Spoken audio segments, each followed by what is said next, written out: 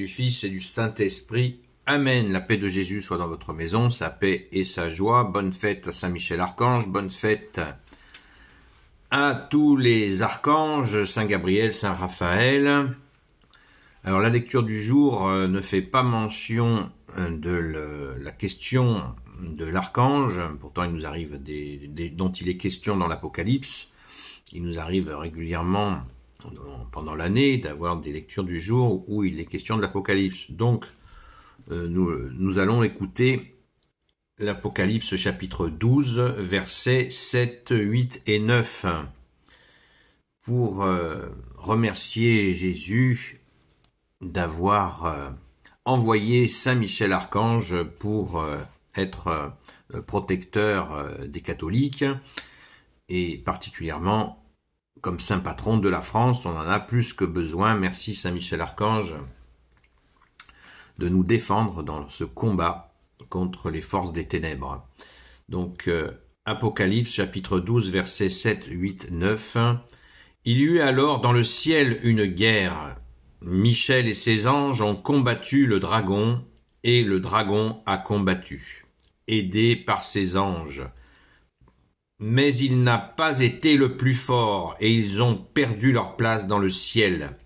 Il a donc été précipité, le grand dragon, le serpent d'autrefois, celui qu'on appelle Diable et Satan, celui qui égare la terre entière.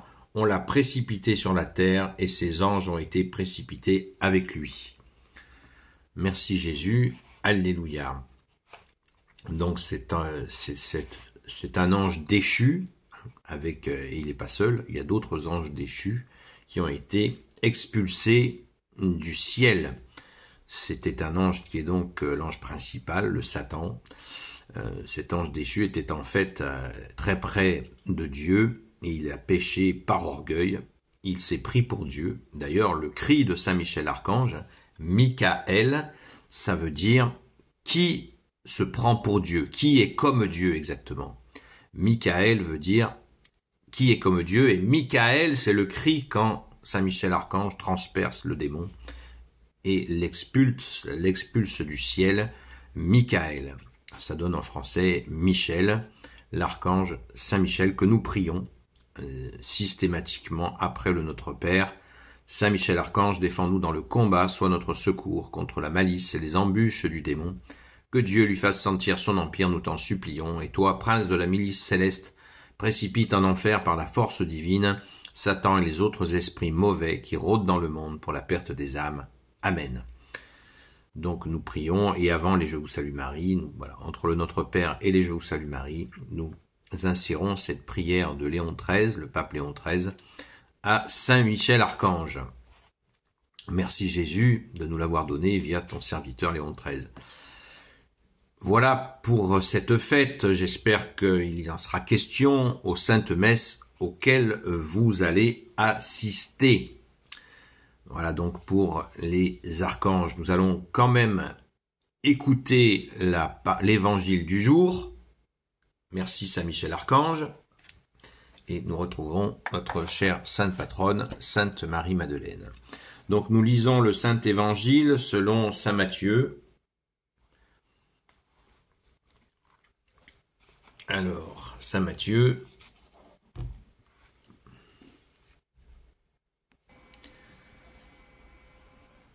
Que ta parole, ô Jésus, rentre dans mon esprit, que ma bouche proclame ta parole et que mon cœur l'accueille. Saint Matthieu chapitre 9, versets 38 à 48.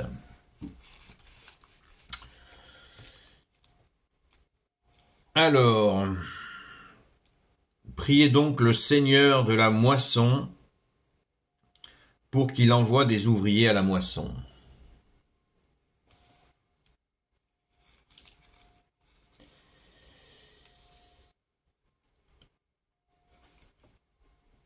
Alors, attendez, il y a une petite incompréhension.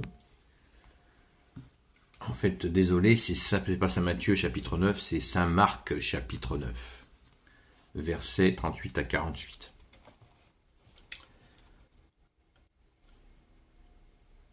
Jean lui dit, Maître, Saint Jean lui dit, Maître, nous avons vu quelqu'un qui se servait de ton nom pour chasser les démons, et nous l'avons empêché, car il n'est pas disciple avec nous. Jésus lui répond, ne l'empêchez pas, car personne ne peut faire un miracle en mon nom, et aussitôt après parler mal de moi. Celui qui n'est pas contre nous est pour nous.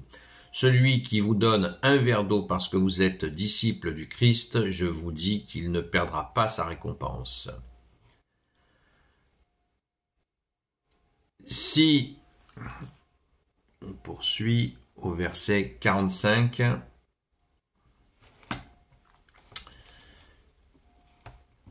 si ton œil te fait pécher, arrache-le.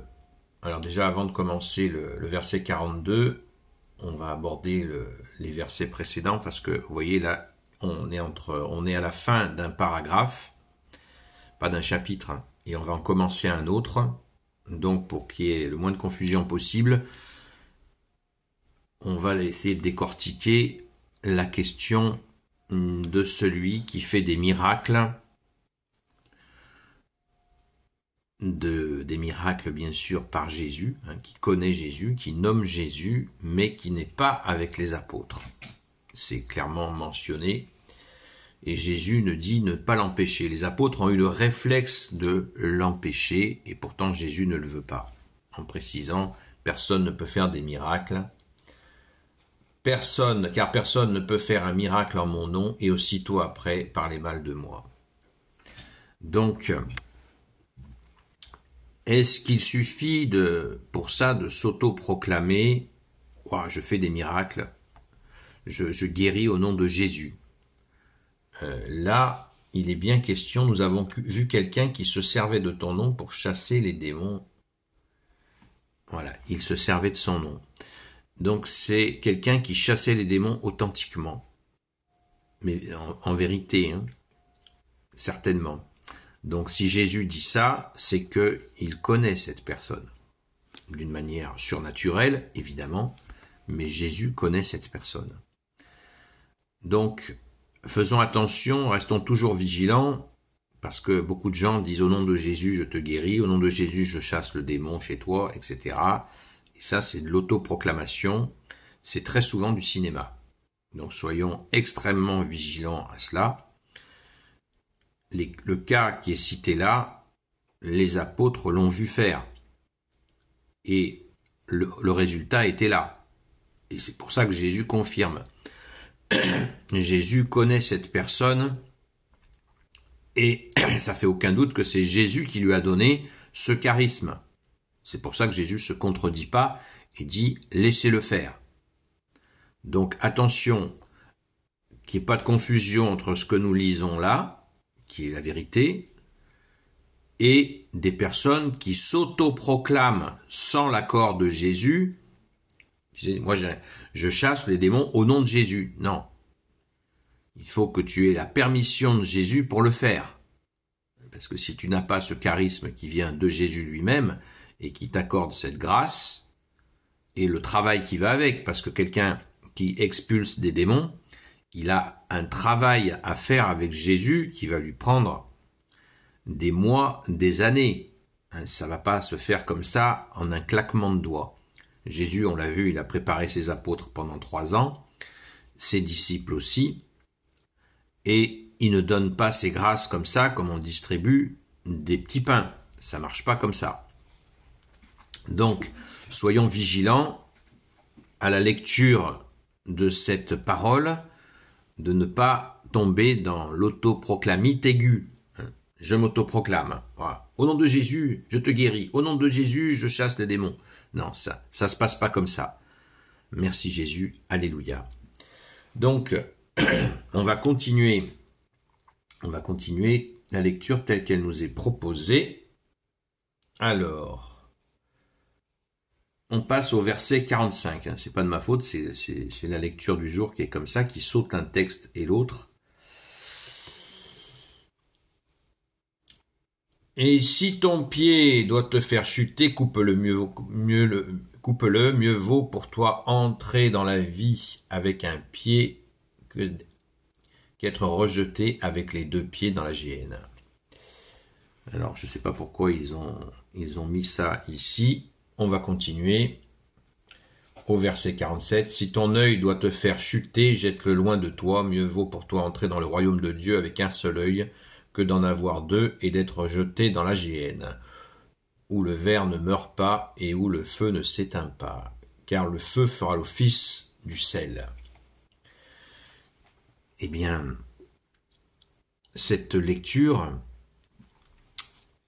là on change complètement, vous voyez, on est passé à un autre paragraphe, c'est la question de, Jésus nous dit, il vaut mieux rentrer au royaume des cieux, si ton pied te fait marcher vers le mal, coupe-le.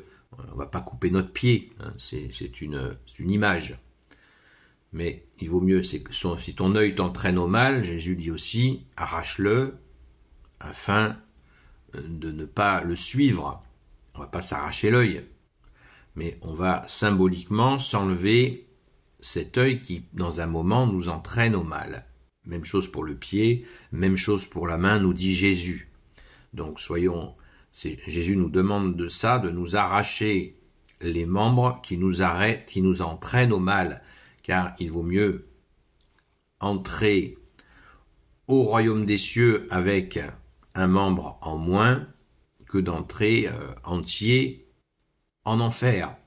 Est-ce que l'image est assez rude? Elle a conduit d'ailleurs à des incompréhensions dans l'histoire absolument dramatiques, où des gens prenaient ça au pied de la lettre, comme quoi ça peut être très dangereux de lire la Bible quand on la lit tout seul. Hein, on la lit avec des catholiques, afin de ne pas tomber dans ce genre d'excès délirant. Hein. Il y a des gens qui se sont vraiment arraché un œil. Hein. Donc, et qui l'ont regretté bien sûr plus tard quand ils ont compris que c'était Jésus donnait une image. C'est une image très forte puisque Jésus régulièrement nous secoue pour comprendre que si nous allons dans une mauvaise direction, eh bien effectivement il vaut mieux s'arracher un pied qui nous emmène vers la mauvaise direction et continuer boiteux. Il vaut mieux être boiteux que d'aller vers les ténèbres. C'est très clair. Merci Jésus. Car boiteux au paradis est bien mieux que avec ses deux jambes en enfer. Voilà, le message est parfaitement compris. Merci Jésus. Tu es le roi de gloire, le Dieu de nos vies, ô Jésus. Gloire éternelle soit au Père et au Fils et au Saint-Esprit, maintenant et toujours, et pour l'éternité. Amen. Ô Jésus, toi qui peux tout et qui portes tout, toi le Sauveur, toi l'Emmanuel, je te confie toutes celles et ceux qui regarderont cette vidéo, ainsi que leurs proches, selon ta seule volonté, ô Jésus. Sainte Marie, Reine des cieux, toi l'Immaculée Conception, toi qui écrases le serpent, toi qui es la lune sous tes pas, toi notre Mère, notre Dame. Saint Joseph, toi le juste et le saint, toi le sage, toi la terreur des démons, toi le saint gardien de la Sainte Église catholique et apostolique.